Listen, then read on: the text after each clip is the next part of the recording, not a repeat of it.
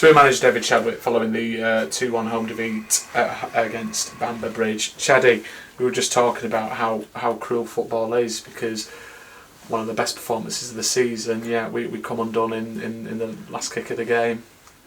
Yeah, it's cruel.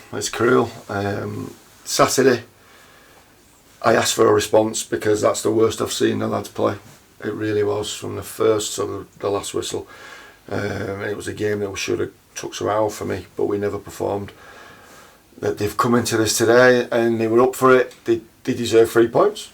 There's so many man of the match performances on that pitch, but it sounds like Groundhog Day when I'm saying you've got to kill teams off. You're 1-0 up, you've got one-on-ones, you roll the ball over to someone next to you and you score a goal. 2-0 on the hour, game over, and then you score more.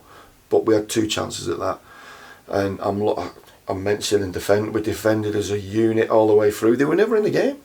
We were pressing them high, they were giving it away, they were panicking. We had chance after chance, and then just I call it naivety. Young Lewis Coulton has been outstanding.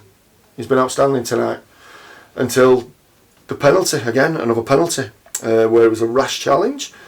He could have stayed on his feet, but he was faultless up until that. Defensively, as a back four, they were superb.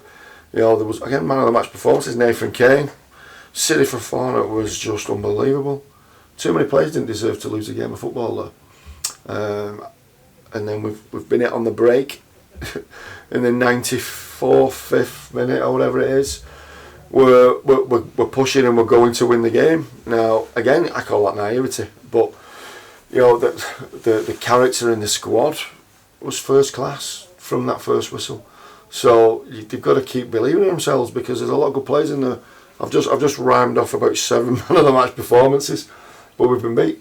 At the end of the day, it's a results business, isn't it? You need to win a game when you're on top. You've got to put your chances away when you're on top, and we didn't do that. And you're always going to get a chance as the opposition. You're always clinging on, and as it goes on 1-0, you're always in the game, aren't you? I say that to my life. It's 1-0, you're in the game. Anything can happen.